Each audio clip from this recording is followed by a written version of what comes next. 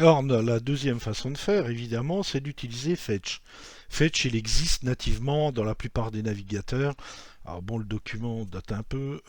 Évidemment, aujourd'hui, tous les navigateurs modernes ont implémenté Fetch de base, donc on n'a plus de soucis. Avant, on avait la plupart des navigateurs, si on a des postes qui sont assez vieux, évidemment, par exemple, je prends les cas de Safari ou Internet Explorer 11 qui n'existe plus, mais bon, il y a peut-être des gens qui l'ont encore. On mettait des bibliothèques complémentaires qu'on appelle des polyfills pour pouvoir utiliser Fetch, hein, puisque Fetch, à un moment donné, qu'on est passé de l'Ajax natif à Fetch, hein, il a fallu mettre la librairie complémentaire plus d'autres librairies pour Ajax pour pouvoir le faire fonctionner sur les anciens navigateurs. Donc voilà, aujourd'hui c'est plus trop le cas. Et puis aujourd'hui, franchement, quelqu'un qui a un navigateur de type Internet Explorer 11, bah, il faut vite qu'il change parce que pour faire de l'internet c'est très très compliqué. Donc voilà un petit peu l'idée. Alors Fetch, la doc, hein, puisque vous avez une doc en ligne, qui est en français en plus, qui vous donne toutes les informations sur cette librairie, parce que c'est une librairie quand même, hein, qui vous permet évidemment de l'utiliser plus ou moins de façon plus ou moins complexe. Bref. Alors Fetch en fait, il est structuré sur un cycle de vie hein, qu'on écrit de cette façon-là. Donc prenez l'habitude de l'écrire en ligne.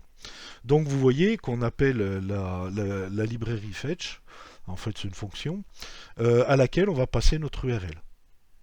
On ne fait pas de scène de choses comme ça, c'est la librairie qui s'en occupe.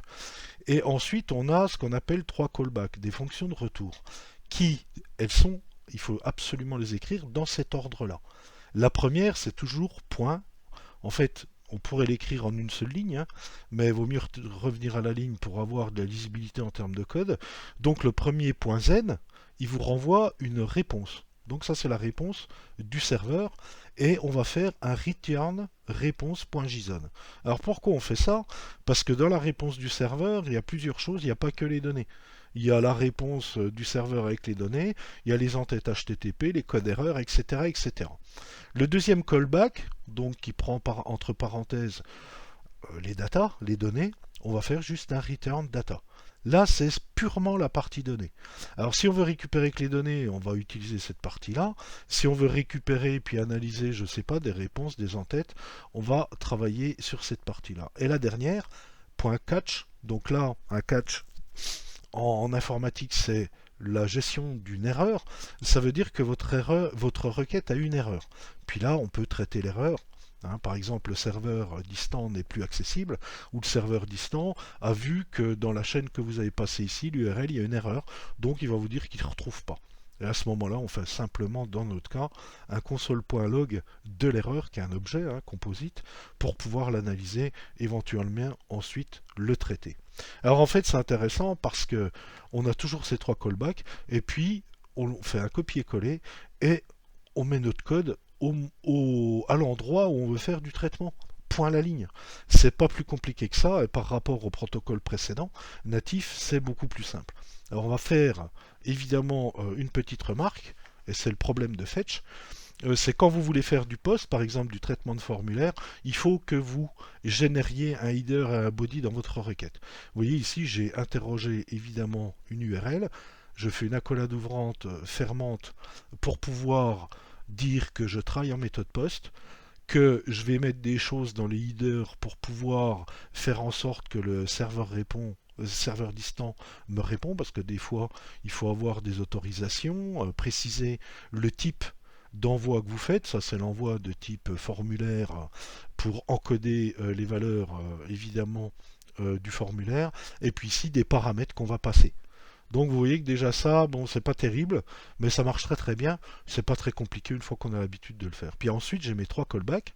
Hein, donc ici, ma réponse, les datas, et puis l'erreur, hein, évidemment. Il y a juste la partie qu'on fait du post qui est un petit peu plus compliquée. Alors on va l'adapter sur notre exemple, l'exemple Ajax Fetch, pour faire un comparatif par rapport à la requête native qu'on a fait précédemment. On a toujours notre objet vu qui observe ce qui se passe dans la balise CalOID app, puis ici on a toujours notre tableau de vidéo qui est vide.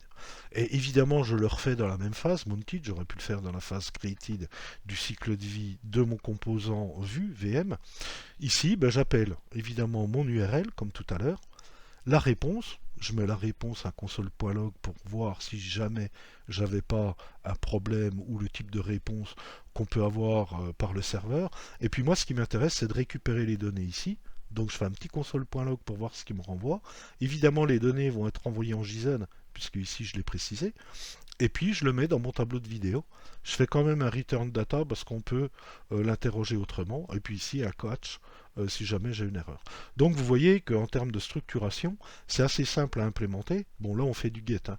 Quand on précise pas le type de requêtage, c'est forcément du get. Donc c'est-à-dire il n'y a pas de données particulières à protéger. Dans le cadre du post, évidemment, c'est le cadre des formulaires. Là, vous ne pouvez pas faire de get avec un formulaire, c'est absolument interdit, même si techniquement on peut le faire, parce que vous risquez de vous faire intercepter vos données avec tous les problèmes qui peuvent en découler. Donc voilà l'utilisation de Fetch.